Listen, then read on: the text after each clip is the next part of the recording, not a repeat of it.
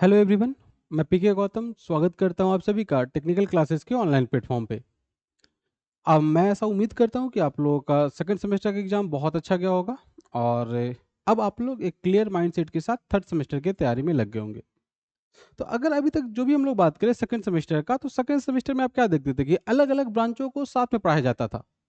इसका मतलब क्या है कि सेकंड सेमेस्टर तक था सर, वो कॉमन पेपर हुआ करता था, सारे ब्रांच वाले लोग पढ़ते थे। बट जैसे ही आप थर्ड सेमेस्टर में एंट्री करते हो, तो वहाँ पे हर एक स्पेशलाइज्ड ब्रांच का अलग से पढ़ाई करवाया जाता है। मतलब क्या कि अगर बात किया जाए मेन कोर इंजीनियरिंग का, तो जो आपका कोर इंजीनियरिंग है वो आपका थर्ड सेमेस्टर से स्टार्ट होता है। तो मतलब अभी तक आपने जो भी पढ़ा कि सर वो जनरल इंजीनियरिंग का पार्ट था, और अभी जो हम लोग पढ़ने वाले हैं वो कोर इंजीनियरिंग का पोर्शन स्टार्ट होने वाला है।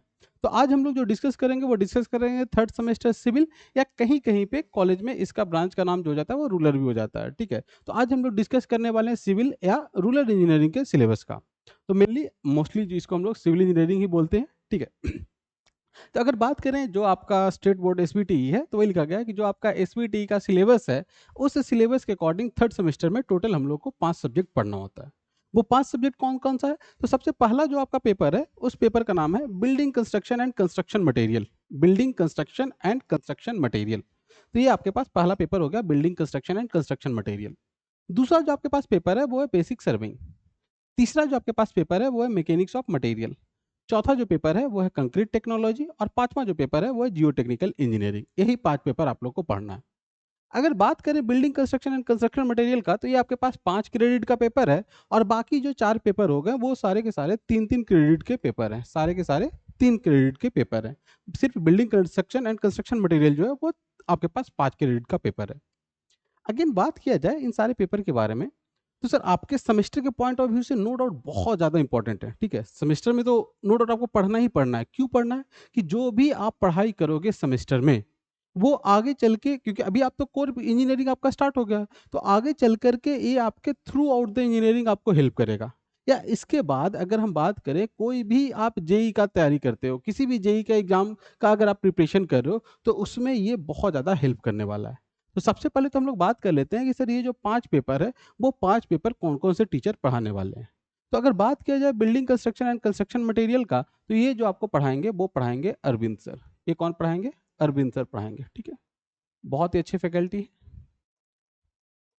अभी तक आप लोग का इनसे इंटरेक्शन नहीं हुआ होगा। ये मोस्टली सिविल के ही जो पेपर्स हैं वो पढ़ाते हैं। तो इसीलिए आपका फर्स्ट सेमेस्टर और सेकंड सेमेस्टर में इनसे इंटरेक्शन नहीं हुआ था।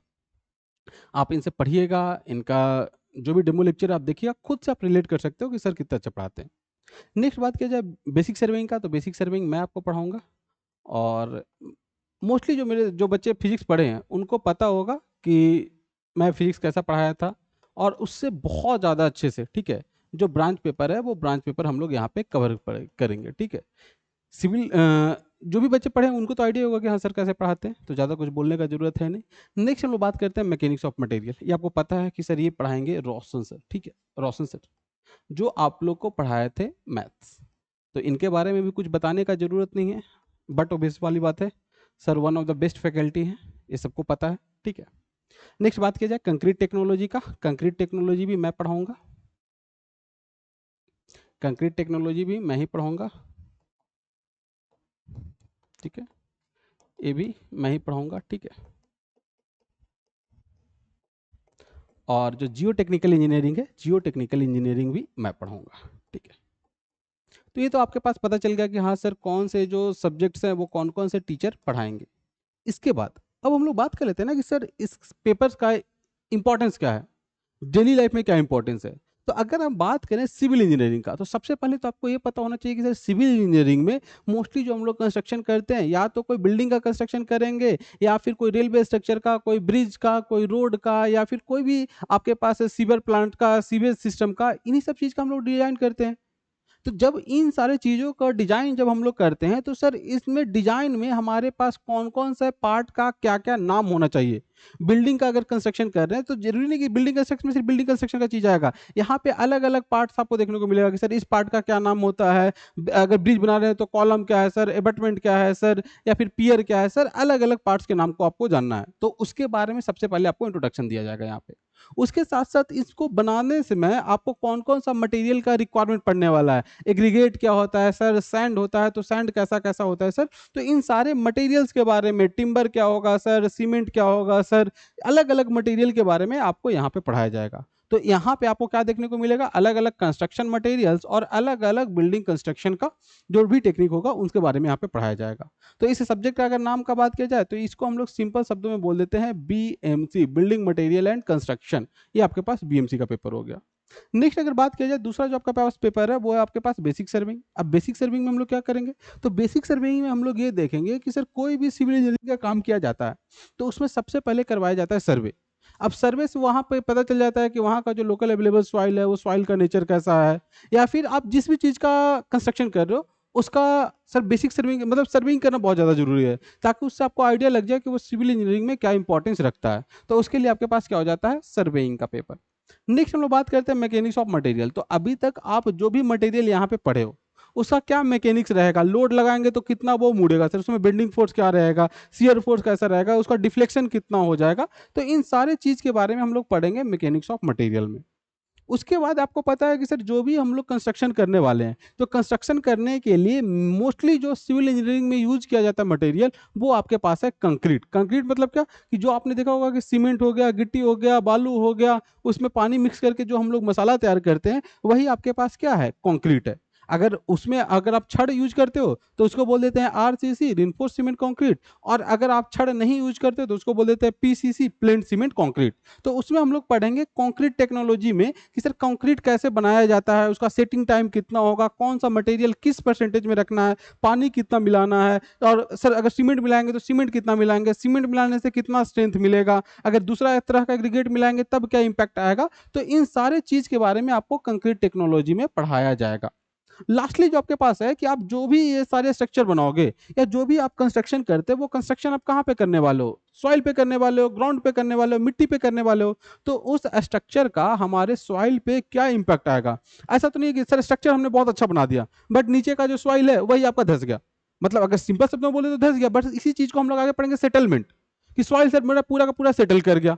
तो अगर सेटल कर गया, तो सर पूरा तो स्ट्रक्चर मेरा कोलैप्स कर जाएगा। जो भी हमने मेहनत किया, सारा मेहनत मेरा बर्बाद हो जाएगा। जैसे आपने देखा भी होगा कि हाल फिलहाल में बहुत सारा न्यूज देखने को मिल रहा है कि बना बनाया नया नया ब्रिज बन रहा है बिहार में, और पूरा का पूरा बिहार जो ब्रिज है वो आपका ध्वस्त हो जा रहा है। तो वो सब क्यों हो रहा है, इन्हीं सारी चीज के बारे में यहाँ पे हम लोग पढ़ेंगे। तो ये तो एक हो गया कि प्रैक्टिकल पॉइंट ऑफ व्यू से इस सब्जेक्ट का इंपॉर्टेंस। अगर इन्हीं सारे सब्जेक्ट का अगर हम बात करें कि सर वन डे एग्जाम जो हम लोग देते हैं, चाहे वो जेई का एग्जाम हो गया, या फिर और भी बहुत सारे एई का एग्जाम होता है। अगर कोई लोग और मेहनत किए, जो यूपीएससी का तैयारी करेंगे, तो वो इंजीनियरिंग सर्विसेज का एग्जाम देंगे, गेट का एग्जामिनेशन देंगे। तो इन सारे एग्जामिनेशन में इन सारे पेपर का क्या वेटेज रहने वाला है? तो अगर बात करें इन सारे पेपर का, तो जो सबसे पहला आपके पास पेपर आया, तो सबसे पहला क्या है sir? Building material and construction. तो जिसको हम लोग बोल रहे हैं कि building construction and construction material, BCCM. Simple शब्दों में इसको हम लोग बोल देते हैं BMC, building material and construction. तो अगर हम बात करें मेनली आपका जो सिंपल एग्जाम है, जिसको हम लोग एसएससी जेई बोल देते हैं, अगर एसएससी जेई का ही बात करें, आप लोग के लेवल का तो सबसे बड़ा एग्जाम यही है। तो इस एग्जाम में इस पेपर से कम मैं अगर बात करूं, तो 8 से 10 क्वेश्चन आपको देखने को मिलेगा। कम से कम 8 से 10 क्वेश्चन देखने को मिलेगा। मैं मिनिमम बता करके चल रहा हूं, ठीक है? कम से कम 8 से 10 क्वेश्चन। तो 100 में से 10 क्वेश्चन तो यही पेपर आपका कैरी कर रहा है। नेक्स्ट अगर बात करें स्ट्रेंथ ऑफ मटेरियल का, तो जो दूसरा पेपर आपके पास है, स्ट्रेंथ ऑफ मटेरियल जिसको हम लोग बोल रहे हैं, या जिसको हम लोग मैकेनिक्स ऑफ सॉलिड बोल रहे हैं। तो ये जो आपके पास पेपर है, स्ट्रेंथ ऑफ मटेरियल या सॉलिड ऑफ मैकेनिक्स या मैकेनिक्स ऑफ सॉलिड, तो ये जो आपके पास पेपर है, इस पेपर का अगर बात करें, तो आपको 5 से 6 मार्क्स आपका मिनिमम वेटेज रहेगा एसएससी जेई में। और यही जो आपका पेपर है ना, आगे चल करके स्ट्रक्चर एनालिसिस, जो सिविल का one of the most important paper है, उसमें आपको हेल्प करने वाला है। तो ये पेपर अपने आप में बहुत ज्यादा इंपॉर्टेंट है। नेक्स्ट इसके बाद अगर बात करें, तो जैसे बात करते हैं बेसिक सर्वेइंग का, तो जो बेसिक सर्वेइंग है, यही आपको हेल्प करेगा आगे चल करके एडवांस सर्वेइंग में। और अगर हम लोग एसएससी जेई का बात करें, तो इस पेपर से मिनिमम आपको जो क्वेश्चन देखने को मिलेगा, वो 5 से 6 क्वेश्चन देखने को मिलेगा। मिनिमम क्वेश्चन सर्वे से आपको 5 से 6 नंबर का देखने को मिलेगा। अगेन उसी तरह से अगर हम लोग बात करें कंक्रीट टेक्नोलॉजी का, तो ये जो कंक्रीट टेक्नोलॉजी है, यही आगे चल करके नींव डालेगा किसका? आरसीसी का। जो आरसीसी मतलब सिविल का जो जान है, उसका जान मतलब उसका जो बेसिक है, वो आपको कंक्रीट टेक्नोलॉजी से ही देखने को मिलेगा। तो अगर हम बात करें कंक्रीट टेक्नोलॉजी का, तो यहाँ से भी आपको कम से कम 3 से 4 क्वेश्चन देखने को मिल जाते हैं। ये मैं मिनिमम क्वेश्चंस का बात कर रहा हूँ।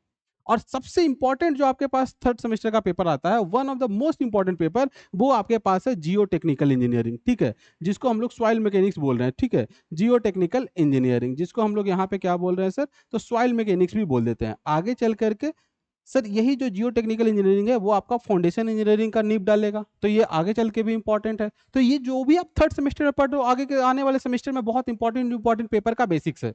तो यहाँ पे आपको किसी भी सब्जेक्ट में कोई कोताही नहीं बरतना है। अगेन बात किया जाए जियो टेक्निकल का, तो जियो टेक्निकल में कम से कम जो आपसे एग्जाम में क्वेश्चन पूछा जाएगा, कम से कम मैं बता रहा हूँ, तो कम से कम आपसे 8 से 10 नंबर, ठीक है, आप 10 से 12 भी इसको मान सकते हैं, बट कम से कम मैं लेकर के चल रहा हूँ कि 8 से 10 क्वेश्चन आपको देखने को मिलेगा। अब आपने अपने जब सिलेबस में देखिएगा, तब भी आप देखिएगा कि सर इसका वेटेज भी आप देखिएगा, ये आपके पास 5 क्रेडिट का पेपर है, बाकी जितना भी पेपर है वो आपके पास 3 क्रेडिट का पेपर है। तो आपके सेमेस्टर के लिए भी ये इंपॉर्टेंट है, अगर आप कोई वन डे एग्जाम का तैयारी कर रहे हो उसके लिए भी इंपॉर्टेंट है। और चूंकि सर आप पहली बार पढ़ने जा रहे हो सिविल इंजीनियरिंग, अभी तक जो भी पढ़ रहे थे वो जनरल इंजीनियरिंग पढ़ रहे थे, तो एक अच्छी अंडरस्टैंडिंग के लिए भी आपको इन सारे सब्जेक्ट पे पकड़ होना बहुत ही जरूरी है। तो इसीलिए आपको सोच समझ करके डिसीजन लेना है कि आगे हम ऐसा तैयारी करें कि आगे चल के हमको कोई दिक्कत ना हो। तो हमारा जो बैच आने वाला है, वो बैच आने वाला है आपका 16 तारीख, 16/7/2024 से बैच आने वाला है। उससे पहले हमारे जो एप्लीकेशन आपको दिख रहा होगा, नीचे में आपको नंबर भी दिखाई दे रहा होगा, या फिर आप अगर वीडियो देख रहे हैं तो साथ में आपको एक लोगो दिखाई दे रहा होगा टेक्निकल क्लासेस का, या डिस्क्रिप्शन बॉक्स में आपको ऐप का लिंक भी मिल जाएगा। तो आप वहां से ऐप डाउनलोड करके और देख सकते हो डेमोस्ट्रेशन वीडियो। ऐसे हमको लगता नहीं कि आपको डेमोस्ट्रेशन देखने का कोई जरूरत है, क्योंकि आप एक स्टूडेंट हो, तो आप ये जज नहीं कर सकते हो ना कि आपका टीचर जो है वो कैसा है।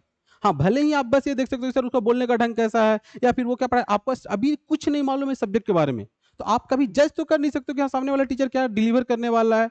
हाँ, आप उसका कम्युनिकेशन स्किल कैसा है, या फिर अगर आप लोगों ने उनसे पहले पढ़ रखा है, तब आपको आइडिया लग जाएगा कि हाँ ये सर कैसे पढ़ाते हैं, इनके साथ क्या बॉन्डिंग है। तो आप रोशन सर को भी जान रहे हो, मेरे को भी जान रहे हो, अगर आपने फिजिक्स या मैथ पढ़ा होगा तब। तो फिर हम लोग यही कहेंगे कि आप लोग जो भी डिसीजन लीजिए, सोच समझ करके डिसीजन लीजिए। बैच आपका 16 तारीख से स्टार्ट होने वाला है, और बाकी आपको फर्दर कोई भी आपको जानकारी चाहिए कि सर कोर्स का क्या फी रहने वाला है, या फिर सर बैच का टाइमिंग क्या रहेगा, तो उसके रिगार्डिंग नीचे आपके पास नंबर दिखाई दे रहा होगा, आप उस नंबर पे कांटेक्ट कर सकते हैं। वहाँ पे पूरा इन्फॉर्मेशन आपको प्रोवाइड कर दिया जाएगा। तो फिर मिलते हैं हम लोग अगले लेक्चर में, जहाँ पे हम लोग स्टार्ट करेंगे अपने सिलेबस को। तब तक के लिए जहाँ भी रहिए खुश रहिए, हंसते रहिए, मुस्कुराते रहिए और पढ़ाई करते रहिए। धन्यवाद। जय हिंद।